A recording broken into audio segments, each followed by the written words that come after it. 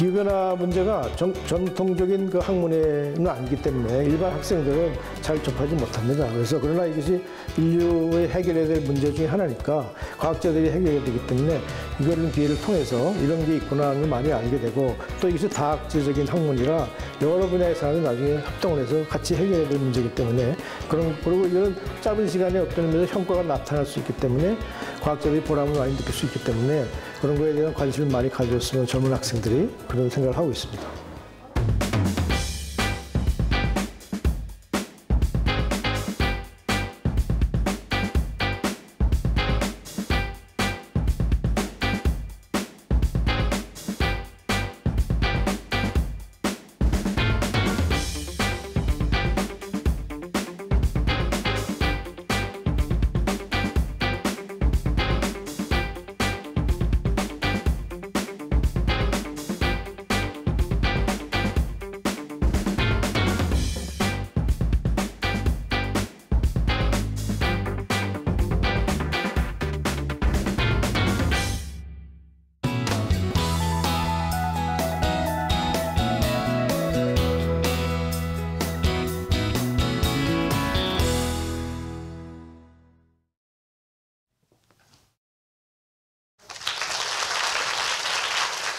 반갑습니다.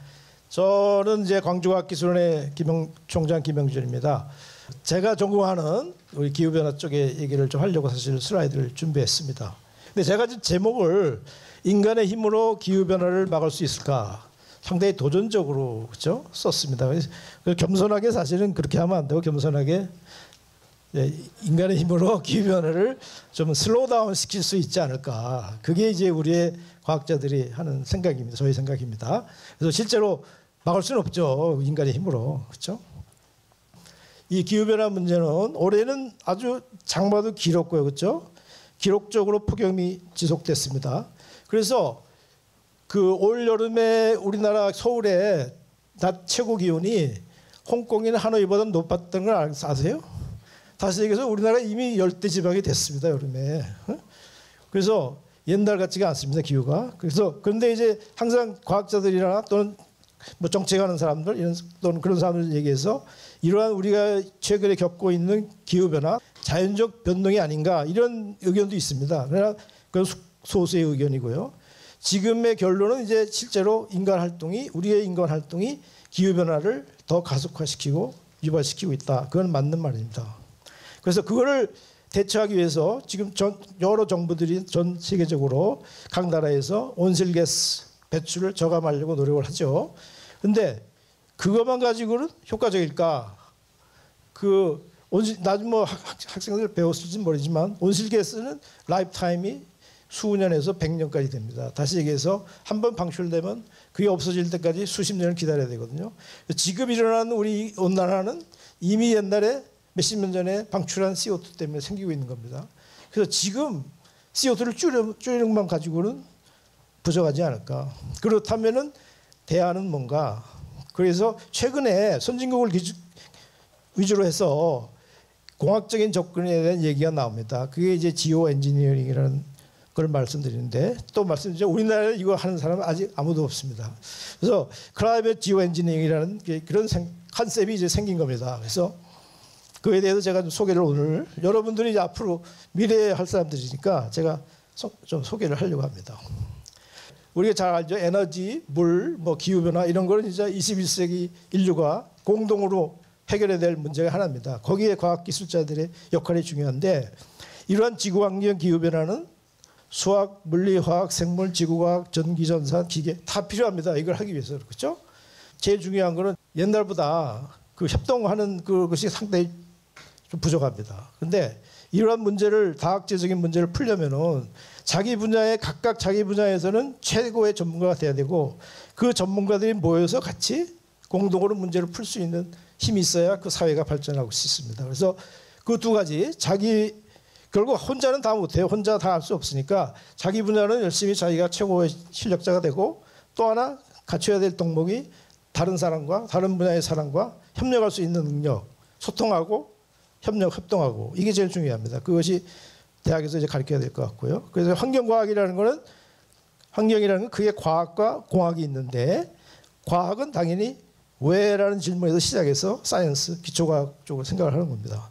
공학자들은 과학에서 나온 결과를 갖고 어떻게 해결할까 그걸 고민하는 거죠. 똑같이 두 개가 다 있어야 문제 해결이 되고. 그래서 이 기후변화 관련돼 가지고는 뭐 이거 들어보신 분도 계시겠지만 IPCC라는 게 있습니다. 그게 유엔 산하에 각 모든 정부가 다 정부가 모여서 기후변화에 대한 패널 스터디를 하는데, 이거는 전 지구에 있는 모든 과학자들이, 관련된 과학자들이 같이 모여서 일을 합니다. 그래서 약 5, 6년마다 그 평가 보고서를 내고 있는데, 그걸 우리가 AR이라고 그러는데, AR4 네 번째 2007년에 나왔고요. AR5가 이제 내년에 나올 예정입니다. 2014년에. 거기에는 워킹 그룹 3개가 있는데, 보시다시피 첫 번째 과학적 이해, 사이언스에 대한, 클라이밋 체인지에 대한, 사이언스에 대한 모든 그동안에 우리가 축적된 그 정보를 다 책으로 냅니다. 요약을 해서. 그 다음에 두 번째 워킹 그룹 2는 적응, 어댑테이션이라는 적응이고, 세 번째는 어떻게 이걸 완화시킬 거냐.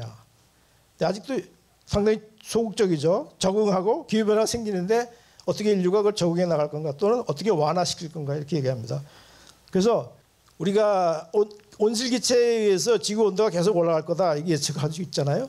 전번 리포트에서는 2007년에는 지구 평균입니다. 1.1도에서 6.4도 아주까지 예상을 했는데, 실제로 이번에 나온 리포트에는 이때보다 7년 전보다 더 낮게 예상이 됩니다. 0.2에서 4.8.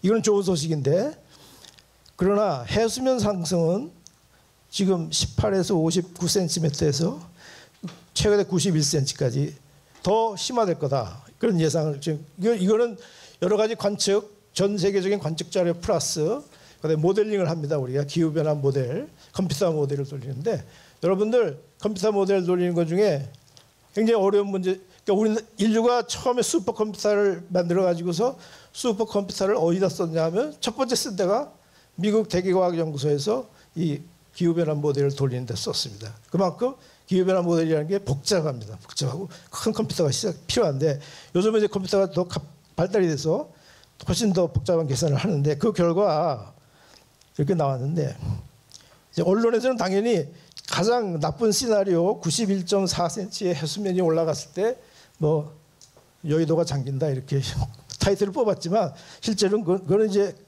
예상되는 가장 그 최상의 값이고, 실제로는 이 중간에 어디가 되겠죠.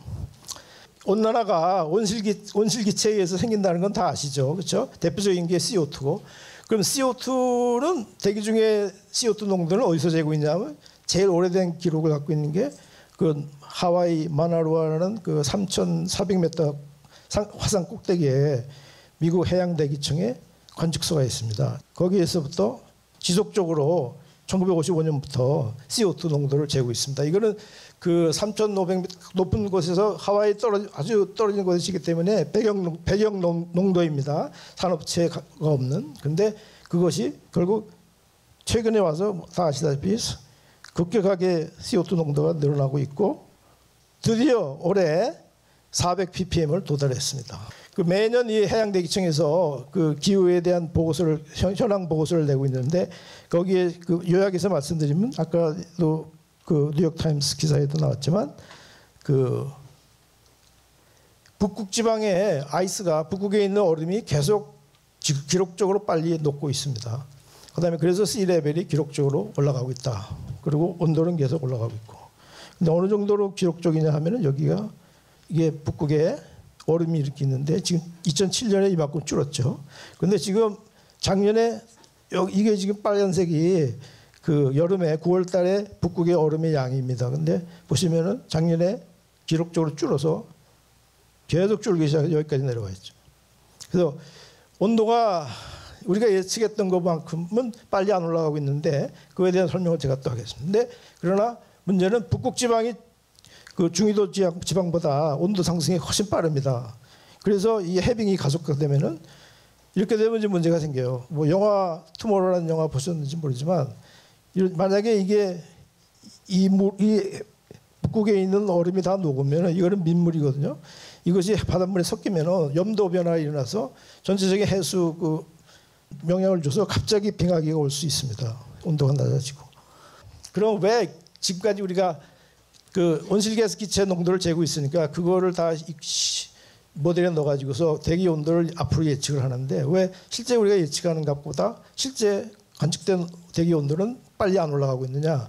그 중에 하나가 이제 이 대기 중에 있는 그 대기 오염입니다. 대기 입자, 우리가 입자라고 하는데 그 대기 입자는 에어로졸이라고 하는데 그 대기 중에 떠 있는 고체상이나 입자 그거가 물론 그게 사람이 호흡을 하면은 몸에 나쁜 대기 환경 기준 물질이고요. 그러나 또한 여러분 보시면은 대기 중에 이렇게 입자가 있으면은 태양빛을 차단시키고 또는 구름에 영향을 줍니다. 그거에 대해서 좀 다시 자세히 설명드리겠습니다. 그런데 이 대기오염 미국도 마찬가지고 우리나라도 그렇고 대기오염 이 입자 농도를 계속 줄이고 있습니다. 서울 대기도 훨씬 깨끗해졌고 그래서 맑은 하늘이 보이는 건 좋은데 이제 앞으로 온도가 더 빨리 상승할 거다. 그러면 이제 결국은 만약에 이게 대기오염이 없으면 이렇게 올라갈 거다 그런 얘기입니다. 그런데 아시아 지역은 지금 중국의 경우 대기오염이 굉장히 심각하죠. 우리나라의 10배 이상 심각합니다. 그래서 보시면은 이게 뭐 태닝을 한 게 아니고 이런 날이 대부분이고 이런 날은 1년에 몇 번 없죠. 다시 얘기해서 이 베이징 상공에 이런 에어로솔이 많이 떠 있으면은 잿빛에 이게 태양빛을 차단시킨다 이거죠. 그래서 여기 지표면 온도가 빨리 안 올라가게 하는데 이제 중국도 대기오염 정책을 써가지고 이걸 공기를 깨끗하게 하면은 온도는 더 빨리 올라갈 거다 이거죠. 그래서 대기오염 문제와 기후변화 문제를 따로 분리해서 정책을 하면 안 되고 같이 해야 된다. 그다음에 하나가 이제 그 구름에 대한 영향을 주는데요. 평상시 구름이 있다. 구름이 이렇게 태양빛이 반사되는데 만약에 폴루션이 일어나 가지고서 많은 입자들이 있으면은 어떻게 될까요? 이게 햇빛의 반사도가 늘어납니다. 햇빛이 더 잘 반사돼요. 그래서 태양빛을 차단시키는 효과가 있습니다. 그다음에 이렇게 돼서 구름이 더 많이 생기고 그 생긴 구름은 이게 입자가 크지 않기 때문에 구름 입자가 자꾸 만나서 충돌해서 입자가 커지면서 비가 돼서 강수가 돼서 떨어져야 되는데 입자가 작기 때문에 빨리 떨어지지 않아서 그 구름의 라이프 타임이 길어집니다. 다시 얘기해서 구름이 계속 덮여 있다. 그러면 계속 차단시키겠죠. 그래서 직접적이나 이런 간접적으로 구름에 의해서 입자가 있으면은 대기오염이 그 기후 변화가 영향을 받는다. 그런 거에 의해서 지오 엔지니어링의 필요성이 대두됐습니다.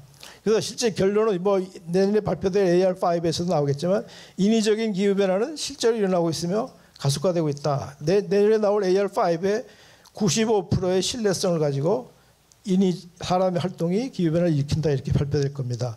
그리고 그나마 지금 상태의 기후 변화 지금도 더운데 지금 상태의 기후 변화를 유지하려고 그러면 CO2 배출량을 80% 줄여야 됩니다. 우리나라 에너지 사용량을 80% 줄여야 돼요.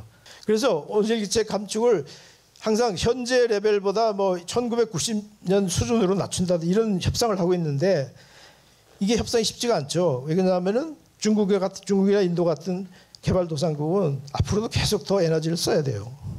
그리고 제가 아까 말씀드렸지만 기후변화라는 게 리니어하게 항상 이렇게 온도가 올라가는 게 아니라 언제 어느 순간에 빙하기가 온다든지 임계점이 있을 수가 있습니다. 그거에 대한 대비를 해야 되겠죠.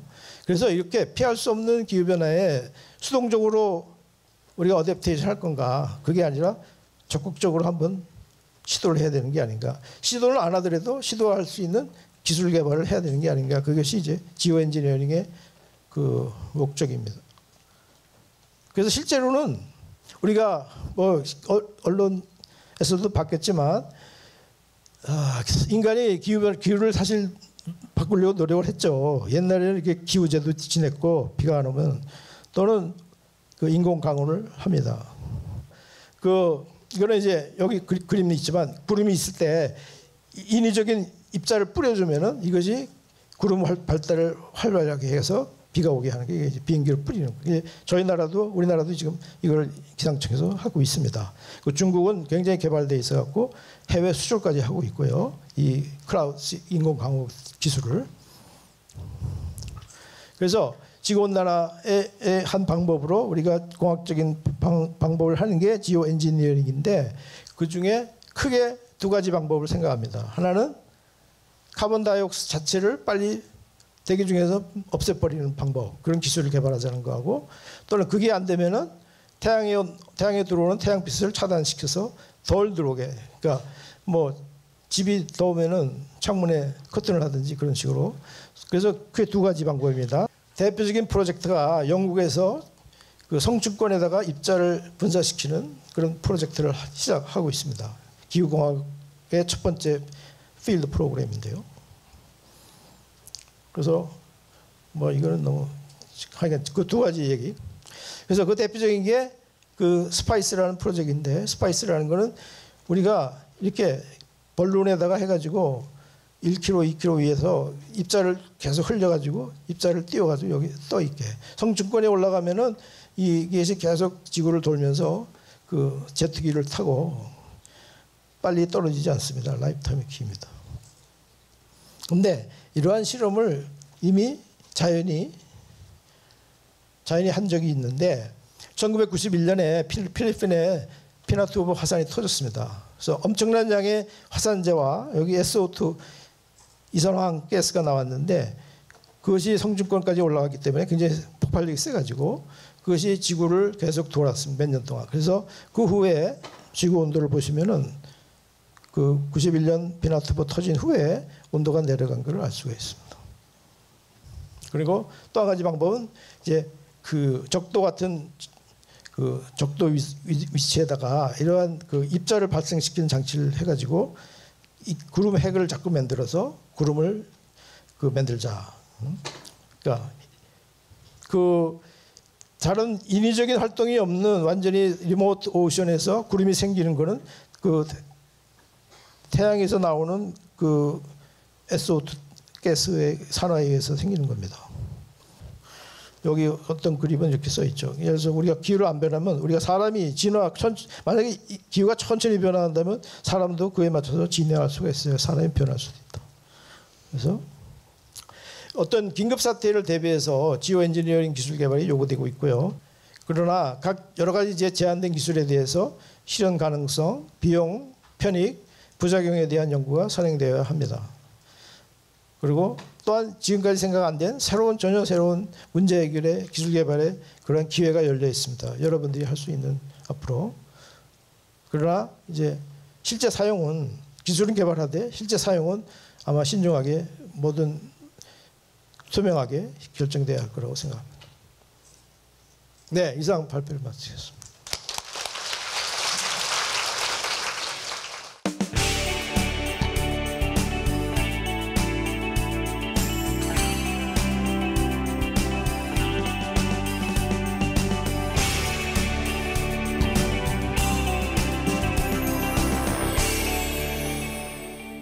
나노 기술이라는 게 전 그 기술에 다 적용될 수 있는, 전 분야에 다 적용될 수 있는 그런 기술이다 보니까 사실은 이제 저희 같이 어떤 특정 분야를 파는 사람들은 항상 이렇게 사고의 흐름이 비슷해서 하는 거를 계속 할 수밖에 없는데, 제가 생각하기에 지금 이렇게 어린 학생들 같은 경우는 굉장히 창의력이 풍부하잖아요. 그리고 이제 모르는 사람이 더 이렇게 항상 창의적인 그런 아이디어를 내놓을 수 있으니까, 그렇게 오히려 지금 이렇게 나이가 어린 분들이 미리 그런 분야에 관심을 가져서 진짜 이렇게 새롭고 혁신적인 그런 뭐 소재 개발이라든지 이런 것들을 통해서 우리 미래가 좀 나아졌으면 하는 바람이 있고, 제 생각에는 지금 저보다는 지금의 어린 학생들이 더 잘할 거라는 그런 믿음이 있어요.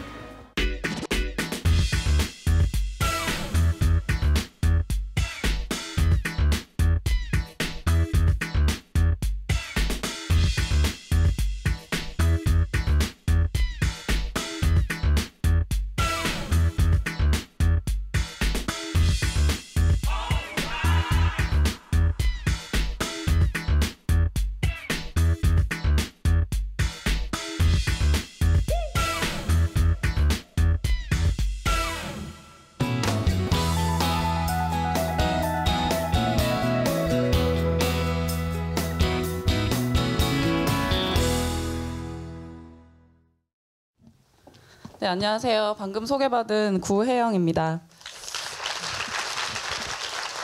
실제로 제가 이제 과학기술 계에서 이제 종사를 하면서 실질적으로 여러분들께서 커리어를 이제 개발을 하실 때 어떤 식으로 도움이 될 것인가 그런 거를 좀 생각을 해서 이제 그 점에 초점을 맞춰서 이제 강연을 구성을 해봤습니다. 그래서 제목은 미시의 세계와 과학자의 꿈이라는 약간 와닿지 않는 제목을 제가 설정을 했어요. 그 이유는 미시의 세계라는 그 말이 상당히 좀 멋진 말이잖아요. 미시의 세계를 굉장히 잘 표현해주는 그 말이 있어요. 굉장히 유명한 이제 리차드 파인만이라는 미국의 그 양자 물리학 그 이론 물리학의 대가이신 분이 이제 그 미국의 이제 1959년도에 칼텍에서 있었던 그 이제 미국 물리학회 학회에서 하신 말인데 There's plenty of room at the bottom이라는 말이 있습니다. 이걸 직역을 하면 뭐 바닥에는 공간이 많다 이렇게 직역을 할 수 있는데 살짝 의역을 해보면 이제 발음이라는 말은 이제 약간 우리가 보이지 않는 그 세계를 말할 수 있죠. 그러니까 미시의 세계에는 굉장히 무한한 가능성이 있다. 이렇게 멋있게 의역을 할 수가 있어요. 그래서 이 말이 어떻게 보면 상당히 그 나노 기술하고 상당히 이렇게 접목이 되는 부분이 많아서 저희가 무슨 나노 기술에 관한 그런 책 같은 거를 찾다 보면 꼭 이 말이 이제 앞부분에 꼭 들어가게 되더라고요. 그래서 이제 이 말로 시작을 했고요. 그럼 나노 기술이란 간단하게 소개를 드리고 진짜 넘어가겠습니다. 말 그대로 이제 나노라는 말은 굉장히 이제 많이 들어보셨을 것 같아요. 요즘에는. 그래서 이 개념은 이제 1나노미터는 10의 마이너스 9승미터죠. 그러니까 이 스케일은 저희가 눈으로 이렇게 보고 이렇게 인지할 수 있는 스케일은 아니에요. 그래서 여기 사진을 보시면 이건 이제 일렉트론 마이크로스코프라는 어떤 초미세 그 현미경을 이용해서 들여봐야만 보이는 그 정도 스케일의 그런 스케일에서 소재를 합성을 하고 그다음에 또 이거를 합성된 소재를 조립을 하고 제어를 하고 그런 것들을 기반으로 새로운 소재를 창출해내는 그런 기술을 이제 나노 기술이라고 저희가 이제 규명을 하고 있고요. 그리고 이제 소재 합성뿐만 아니라 측정 뭐 관련 기술이 굉장히 넓기 때문에 이 기술은 한 단어로 축약되는 그런 기술은 아니에요. 어쨌든 이제 이 나노미터의 그 스케일이 있다 보니까 대략 1에서 100나노미터 범위의 그런 재료나 대상이 포함되는 기술이라고 하면 저희가 나노 기술이라고 분류를 하고 있습니다. 그래서 저는 이제 소재를 연구하는 그 연구원이면서 동시에 어떤 나노 소재를 다루는 연구원인데요. 여러 가지를 많이 했습니다. 왜냐하면은 나노 기술이라는 게 지금 현 세계 미래에도 마찬가지겠지만 관련이 안 된 분야가 거의 없어요. 여러분들도 뭐 은나노 세탁기 뭐 이런 것도 많이 들어봤을 것 같고, 그러니까 그만큼 많이 퍼져 있는 이유가 모든 기술에 적용이 되기 때문인데 이제 그 중에서 제가 이제 연구했던 분야를 몇 가지만 설명을 드려볼게요. 그래서 여러 가지 적용할 수 있는 기술이 있지만 이거 같은 경우는 이제 반사 방지막 코팅을 만든 사례가 되겠어요. 그래서 이거는 이제 제가 어떤 나노 스케일의 작은 입자들을 가지고 만든 그런 구조가 되겠는데 이 구조는 이 옆에 보시면 이 그림을 보시면 이제 이게 이 구조가 나방의 눈을 이렇게 그 현미경으로 들여다보면 이런 식의 구조를 가지고 있어요. 그래서 이거는 옆에서 보면 뭔가 이렇게 유선형으로 돌기를 갖고 있는 그런 구조인데 그런 구조를 모방해서 만들게 되면 이건 어디에 쓰일 수 있느냐. 여기 지금 이 그림 보시면 저희가 무슨 스마트폰 같은 거 밖에서 보면 반사 때문에 잘 안 보이잖아요. 그래서 그런 반사를 없애기 위해서 겉에 코팅막을 저희가 도입을 하게 되는데 그 이제 코팅막을 도입할 때 그 소재 그런 걸로 사용을 할 수 있는 것이죠. 또 다른 그 적용 기술을 또 말씀드릴게요. 이것은 이제 스마트 캡슐 포 DDS라고 제목을 붙였는데 DDS라는 거는 드럭 딜리버리 시스템이에요. 그래서 이제 약물 전달을 말하는 건데 약물 전달은 그냥 저희가 무슨 그 쓴 약을 입으로 먹기 싫어서 캅셀 같은 그런 약들 있잖아요. 캅셀이라고 부르죠. 원래는 캡슐이지만 거기다 이제 쓴 약을 넣어서 저희가 입으로 먹게 되면 그것도 이제 몸으로 들어가서 이제 겉에 있는 캅셀이 녹아나면서 안에 약물이 이제 배출되는 그런 시스템인데 그것들을 이제 어떤 나노 스케일의 작은 캡슐 구조로 만들어서 저희가 원하고자 하는 위치에서 이 캡슐이 깨지면서 안에 있는 이제 락들이 로딩될 수 있게 그런 시스템을 만들 수가 있습니다. 그리고 이제 그 화학 센서 쪽에서도 나노 기술이 적용이 됩니다. 여러 가지 그 방법이 있는데요. 이거 같은 경우는 여기 지금 이 그림에서 보시는 게 금 나노 입자예요. 그래서 입자 모양이 굉장히 막 별 모양으로 희한한 구조를 갖고 있잖아요. 이렇게 저희가 만들 수 있는데 이거 같은 경우는 이제 어떤 그 광학 효과예요. Surface Enhanced Raman Scattering이라는 그 효과가 있는데 이 효과라는 거는 어떤 저희가 물질 같은 걸 감지를 할 때 어떤 물질을 우리가 센서로 디텍을 하고 싶은데 너무 감도가 낮아서 디텍을 못 하는 거예요. 근데 이런 뭐 금나노 입자 같은 이런 구조물이 있으면 그 주변에 그 물질이 감지가 되게 되면 이렇게 신호가 증폭되는 그런 현상을 저희가 이용을 해서 나노 기술에 적용한 예가 되겠습니다. 세 번째로 나노 기술의 적용 예로서 저희가 수질 개선에도 나노 기술이 적용을 하고 있어요. 그래서 이거는 중금속 흡착 재료를 역시 어떤 나노 스케일의 구조를 갖는 그래핀이라는 물질을 사용해서 이렇게 표면적이 굉장히 높은 재료를 만들고 이걸 이제 중금속 제거 성능을 테스트한 그림이 이것인데요. 보시면 여기 지금 노란색으로 보이는 용액이 이제 굉장히 고농도의 크롬을 저희가 용액을 만들었는데 요 용액에 지금 저희가 합성한 이 물질을 집어넣게 되면 이 물질이 크롬을 다 흡착을 하고 이렇게 요거는 이제 네모난 건 자석이거든요. 자석에 의해서 이렇게 다 분리가 되는 그런 현상입니다. 마지막으로 이거는 이제 플렉서블 일렉트로닉스라고 해서 이제 최근에 그 전자기기 소재의 어떤 그 트렌드나 흐름은 이렇게 종이도 이렇게 말려지는 종이여야 하고 그다음에 이렇게 우리가 몸에 착용할 수 있는 거 그다음에 뭐 투명하면서도 뭔가 유연한 그런 것들이 그 기술의 핵심이 되고 있습니다. 그래서 이런 기술에 적용할 수 있는 이런 소재들을 합성하는 연구도 하고 있습니다. 그래서 나노 기술은 모든 분야에 전 분야에 적용되기 때문에 우리의 미래 기술을 미래를 풍요롭게 만들 수가 있는 그 전체적으로 활용될 수 있는 기술이에요. 그래서 과학자가 된다라는 거는 자기가 그냥 어떤 직업을 갖는다는 개인의 문제가 아니라 끊임없이 어떤 기술을 통해서 미래를 변화시킬 수 있다는 점에서 상당히 도전적인 그런 직업이 되겠습니다. 그래서 그러면은 저 같은 경우는 그럼 어렸을 때부터 과학자의 꿈을 쭉 키웠느냐 사실 그거는 아니거든요. 네, 초등학교 시절 이제 장래희망이 뭐냐고 이렇게 항상 묻죠. 그러면은 저희 시절 때만 해도 한 80~90%의 학생들이 과학자라고 얘기를 했어요. 그 이유는 저희가 어렸을 때 생각했던 과학자의 이미지가 바로 이런 이미지인데 이제 에디슨의 그 사진입니다. 뭔가 뭐를 하는지는 모르겠지만 실험실에서 뭔가 이렇게 새로운 거를 만들어내는 그런 모습이 굉장히 있어 보이고 왠지 미래에 도전해보고 싶은 그런 이미지여서 과학자라는 꿈을 항상 얘기를 했던 것 같고 그다음에 초등학교 때 그 배웠던 과목들 중에서 과학 시간에 양파 세포를 이제 현미경을 통해서 관찰하잖아요. 여기 이렇게 있었던 분들은 아마 다 경험이 있으셨을 것 같은데 이게 굉장히 재밌었어요. 실질적으로. 그래서 나는 이제 크면 과학자를 해야지 이런 생각은 항상 하고는 있었지만 사실은 이거는 정말 뭘 몰랐을 때 너무 나이브한 생각으로 얘기를 했던 거고 이제 커가면서 꿈이 몇 번 바뀌기는 했죠. 요즘에는 오히려 어떤 초등학생들한테 물어봐도 과학자가 꿈이라고 대답하는 사람이 별로 많지 않을 것 같아요. 그래서 요즘에는 오히려 이공계 기피 현상이 굉장히 심각하죠. 근데 이공계 기피 현상이라는 말이 제가 어렸을 때부터 있었어요. 굉장히 오래된 말인데 그러면은 실제로는 어떠한가 옆에 보면 수학을 못해도 얼마든지 갈 수 있는 게 이공계입니다. 그게 왜 그러냐면 이제 보통 예전에 이제 문과를 갈 것이냐 이과를 갈 것이냐 선택을 할 때 물론 뭐 잘하는 학생들은 나름의 그 계획이 있겠지만 잘 이렇게 반에서 공부도 별로 잘 못하고 이런 분들은 나는 그냥 수학 못하니까 공부 별로 못하니까 나는 문과를 가야겠다 이렇게 생각하는 학생들이 많았던 걸로 저도 기억을 해요.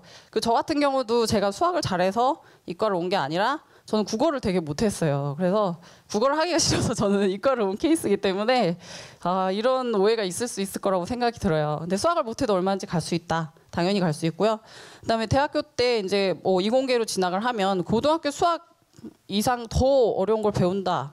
이거는 물론 수학 과목이 있긴 하지만 근데 공학용 계산기라는 굉장히 파워풀한 툴이 있어요. 그래서 공학용 계산기는 뭐 미적분부터 시작해서 4차 방정식부터 해서 못 푸는 게 없습니다. 그래서 저도 고등학교 때 이제 머리 빠지게 공부를 하고 대학교를 들어갔는데 공학용 계산기가 있는 거예요. 못 푸는 게 없어요. 그래서 굉장히 막 멘붕을 겪은 적이 있었는데 그러니까 이 말은 이제 계산기가 있고 이제 그런 계산하는 그런 워크 자체는 배우지 않는다는 거죠. 그러니까 뭔가 좀 더 고차원의 그런 과목을 배우지만 수학을 못 한다고 해서 내가 이 길을 가지 말아야지 이렇게 할 만한 길은 아니라는 얘기예요. 무책임한 얘기하는데 등록금이 비싼 건 장학금 받으면 된다라고 얘기를 했지만요. 사실 저도 장학금을 계속 받지는 못했습니다. 저도 4년 내내 학교를 다니면서 장학금을 딱 한 번을 받아봤어요. 근데 사실은 장학금이 상당히 부담되는 건 사실이죠. 근데 문과를 가건 어딜 가나 이건 마찬가지고, 그다음에 대학생이 일단 되면 자기가 또 돈을 벌 수 있는 기회가 있어요. 뭐 과외, 뭐 아르바이트를 한다든지.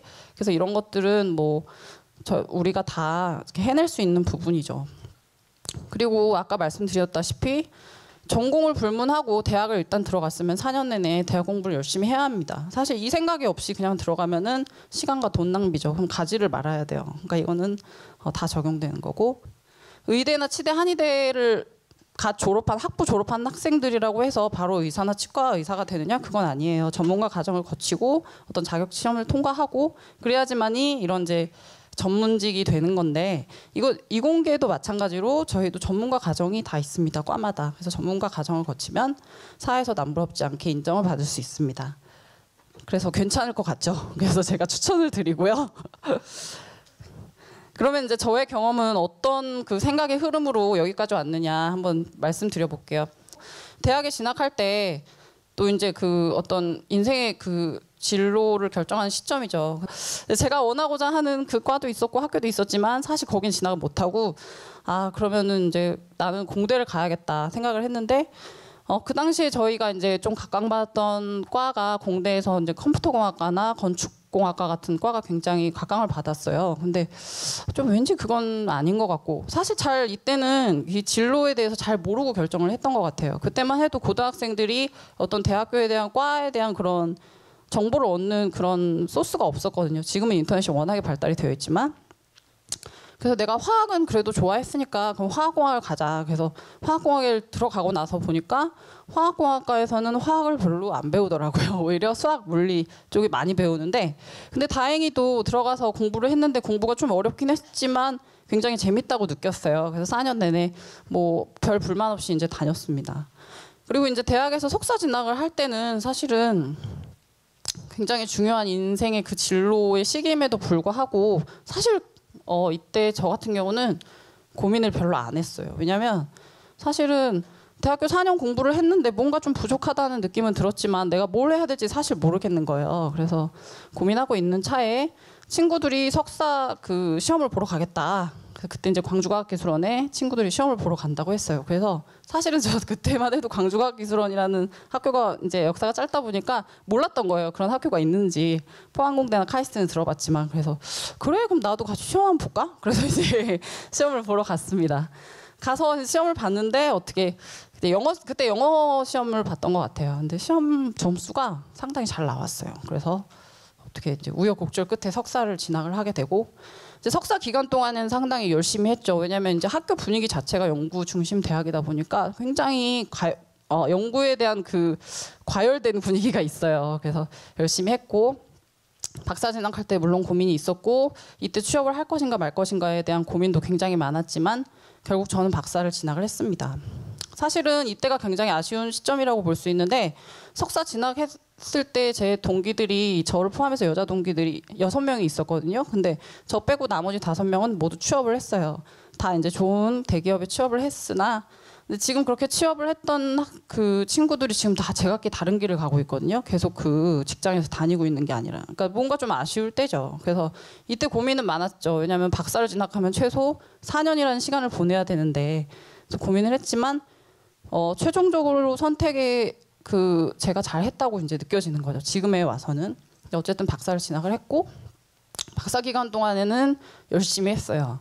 그러니까 지금 이제 문과 고등학교 대학교 시절에는 사실 멋모르고 지나간 시절이 많았지만, 이때는 이제 집중적으로 열심히 연구에 매진을 해서 박사 후 연구원도 갔다 오고, 그래서 이제 지금 이제 전문가의 입장으로서 자리를 잡게 되었는데, 그러니까 여기서 보면 지금 대부분의 사람들이 이제 요즘에는 대학까지는 졸업을 많이 하기 때문에 이 뒤에 대학 진학 이후에 이 과정은 사실은 옵션이죠. 꼭 해야 할 필요는 없어요. 근데 전문가 심화의 과정은 석사 때부터 시작하는 거기 때문에 여러분들이 만약에 이공계의 길을 가고 뭔가 과학자로서의 길을 가겠다라고 생각하면 이 과정을 거쳐야 된다고 저는 생각을 합니다.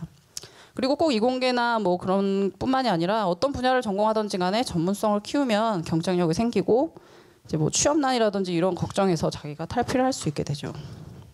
그럼 여성 과학자의 삶은 어떨까요? 막 굉장히 팬시하고 막 이렇지만은 않아요. 사실은 직장을 다니면서 뭐 육아와 살림을 병행하는 그 많은 직장 다니는 그 여자들의 고충은 똑같이 갖고 있습니다. 굉장히 힘든 과정이긴 하지만 그렇지만 어쨌든 주변 사람들이 굉장히 이제 공신력 있는 사람으로 저를 이제 인정을 하는 거죠. 뭔가 자기가 연구를 수행하고 창의적인 일을 계속하고 끊임없이 도전을 해야 되는 그런 삶이에요. 그래서 굉장히 롱텀으로 하기에도 굉장히 좋고 오히려 이제 좀 여자분들이 하기에도 굉장히 좋고 도전적인 그런 삶이죠. 그러면 이제 커리어를 위해서 중요한 게 과연 무엇인가? 근데 자기가 가고자 하는 길 기본기를 익힌다라고 하고 영어 공부라고 썼어요. 근데 사실은 이게 영어 공부가 여성 과학자가 되기 위해서 영어 공부가 중요하냐? 사실 그건 아니에요. 영어 공부는 어떤 분야를 가더라도 여러분이 파헤쳐 나갈 그런 분야인데 저는 이거를 굉장히 재밌게 영어를 좋아해서 재밌게 잘 했는데 주변에 이제 어린 학생들부터 시작해서 나이 많은 분들 중에서도 영어를 이렇게 좀 어떻게 공부해야 되는지 몰라서 막 굉장히 이렇게 힘들어하시는 분들이 많아요. 그래서 그분들을 위해서 저의 방법을 소개를 해볼게요. 영어 공부의 비법 1번은 한 살이라도 어릴 때 많은 단어를 외워라라고 제가 썼어요. 근데 이 얘기를 왜 썼냐면 시험 그 범위가 있잖아요. 선생님이 제시해 주시는 시험 범위의 그 텍스트들을 다 외워버렸어요. 그냥 그게 쉽더라고요. 근데 다 외웠더니 문제들을 보니까 틀릴 수가 없잖아요. 다 내 텍스트가 머리에 있으니까. 그래서 근데 그렇게 공부를 몇 해 하다 보니까 저도 모르게 영어 실력이 쌓이더라고요. 그래서 고등학교 1학년 때 가장 지금 생각해 보면 굉장히 머리 회전이 빠를 시기예요. 그래서 그때 지금 이제 그런 얘기를 막 고등학생들한테 하면은 애들이 막 말을 못 받아들이면서 나는 근데 왜 이렇게 공부가 안 되지? 나 머리가 나쁜 것 같아요. 막 이렇게 얘기를 하는 사람들이 많은데 그렇지가 않아요. 나중에 이제 5년 10년 지나고 자기 머리가 노화되는 걸 경험해 보면 그때는 알 수 있어요. 내가 고등학교 때 진짜 머리가 좋았구나 이걸 알 수 있어요. 그래서 그때 자기 머리가 가장 좋을 때 많은 단어를 외워두세요. 그래서 일단 베이스는 단어를 많이 외워라. 그리고 어렸을 때. 그리고 단어를 잘 외우는 비법은 발음 기호까지 정확히 외워라. 왜냐하면 발음 기호를 대략 이제 아는 단어라고 생각하고 대충 외우다 보면 틀리는 경우가 많고 이거를 만약에 리스닝으로 들었을 때 자기가 못 알아들을 수가 있어요. 그래서 발음 기호까지 정확히 하면서 이왕이면 자기가 정확한 발음을 낼 수 있게 그렇게 공부를 하면 굉장히 도움이 되고요. 그다음에 뭐 토익 시험이라든지 토플 시험 같은 것도 이제 리스닝 파트가 굉장히 중요한 파트인데 리스닝을 사실 잘 못하면 영어를 잘한다고 볼 수가 없어요. 외국 사람들 만났을 때 자기가 못 알아들으면 어떻게 대화를 하겠어요. 리스닝이 상당히 중요하죠. 그리고 토익 시험을 막 열심히 준비했어. 자기가 시험을 잘 보려고 한 몇 달을 공부를 했는데 리스닝에서 점수를 다 까먹었다. 그러면은 잘 고득점을 할 수가 없잖아요.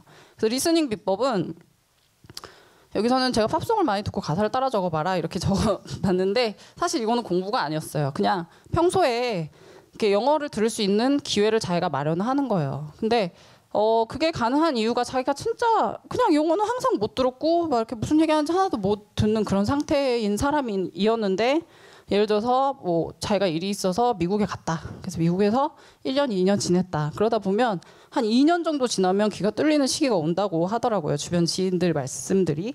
근데 우리 같은 경우는 지금 여기서 이제 공부하는 입장에서는 그렇게 영어를 계속 이렇게 접할 기회가 없잖아요. 그러니까 억지로 그냥 접할 기회를 만들어라. 근데 공부하는 건 좀 싫으니까 팝송을 좀 많이 틀어놓는다든지 아니면은 뭐 그런 CNN 뉴스 같은 거를 틀어놓는다든지. 그러니까 그거를 막 자기가 막 듣고 이해하려고 노력하지 말고 그냥 항상 생활 속에서 영화가 들리게 그런 이제 그런 게 환경을 조성을 하는 거죠. 가사 따라 적기 같은 경우는 제가 그냥 한번 심심해서 해봤어요. 근데 해보니까 좀 도움이 많이 되더라고요. 그러니까 가사를 적겠다 어떤 영어 사실은 제가 이제 막 외우고 싶은 어떤 그 노래가 있어서 그걸 한번 해봤는데. 처음부터 끝까지 노래를 듣다가 안 들리는 데가 있어 그럼 딱 끊고 또 하고 막 이렇게 어학 연습하는 것처럼 하지 말고 그냥 하나를 끝까지 쭉 들으면서 중간에 들리는 단어 몇 개만 적어보는 거예요. 그렇게 적고 나서 두 번째 또 들을 때는 아까 적었던 단어는 또 안 적어도 되잖아요. 그러니까는 내가 못 적은 다른 그 단어를 들으려고 자기도 모르게 노력을 하게 돼요. 근데 그런 트레이닝을 좀 하다 보면 이제 미국 사람들이 우리가 발음을 잘 못 알아듣는 이유가 굉장히 이렇게 뭉뚱그려서 확 빨리 말을 해버리잖아요. 그래서 그렇게 숨어있는 단어들이 다 이렇게 분리가 되면서 귀에서 들리는 시점이 오더라고요. 그래서 그런 거를 하려면 조금 시간을 갖고 이런 영어 공부에 좀 시간을 투자를 하면 누구나 가능합니다. 그 독해력을 키우는 거는 아까 제가 고등학교 때 문장을 통째로 외웠다고 말씀드렸잖아요. 그거는 제가 이제 몰랐기 때문에 그렇게 한 건데 통째로 외우다 보면은 몰랐던 그 문법이라든지 이런 것도 깨닫게 되더라고요. 내가 외웠던 문장 안에 문법이 포함되어 있으니까. 그래서 이것도 상당히 좋은 방법이고, 네, 문법 정리라는 건 이제 뭐 토익 시험이라든지 어떤 시험을 앞두고 있을 때 한 번씩 정리를 해라, 뭐 이런 의미로 말씀을 드렸습니다. 그다음에 이제 두 번째로 중요한 거는 자기 PR의 방식이라고 제가 말씀드렸거든요. 그러니까 이제 실질적으로 뭐 자기가 커리어를 계속 진행을 하면서 뭐 진학을 하든 취업을 하든지 간에 면접을 볼 기회가 이제 계속 오게 돼요. 근데 그때 자기 PR을 어떤 식으로 하느냐가 상당히 중요합니다. 그리고 면접을 볼 때도 어떤 기분으로 면접을 봤냐면, 면접 당시에 상당히 떨긴 했지만 근데 속으로, 마음속으로는 내가 여기 만약에 취업 안 하더라도 나는 갈 데도 많고, 그리고 내가 여기 만약에 나를 안 뽑으면 여기 손해지, 이런 마음가짐으로 제가 들어갔어요. 실제로 제 능력이 그렇게까지 안 된다 하더라도 그렇게 해서 당당하게 면접을 하니까 네, 굉장히 좋게 받아들여 주셨던 것 같아요. 근데 인생에서 항상 자기가 이제 그 중요한 시기에 이렇게 면접을 볼 때가 있는데, 자기 능력은 굉장히 이렇게 출중하지만 이렇게 막 면접 볼 때 막 떨고 이렇게 말을 제대로 못하고 PR을 못하는 학생들 많아요. 근데 그런 경우에 굉장히 이제 불이익을 받는다, 자기가 가고자 하는 그런 커리어 개발에 도움이 안 될 수도 있다라는 걸 말씀드리고, 네, 이제 거의 끝났습니다. 그래서 끝맺는 말도 이제 뭘로 할까 고민을 하다가, 아까 이제 그 물리학자라는 리처드 파인만이라는 분이 굉장히 좋은 말을 많이 하셨어요. 그래서 제가 좋아하는데, 마지막 말은 이제 이분이 하신 말인데, 내가 하려는 일이 물리학의 발전에 얼마나 기여했는가는 사실 중요치 않고 그 일이 얼마나 즐겁고 재밌냐가 중요하다, 이 말입니다. 그러니까 뭐든지 할 때 저도 물론 이제 약간 팁이라고 여기서 말씀드린 것도, 학생들이 집에 가서 한번 해봤는데 되게 지루하고 재미가 없다 그러면 하지 마세요. 자기가 즐겁게 생각이 되고 그러는 거를 해야지 커리어에 도움이 되고, 이것저것 다 해보고 자기가 재밌다고 느껴지는 거를 하는 게 정답인 것 같아요. 그런 걸 하면서 전문성을 키우면 이제 모든 분야의 탑이 될 수 있을 거라고 생각을 합니다. 네, 이상으로 마치겠습니다.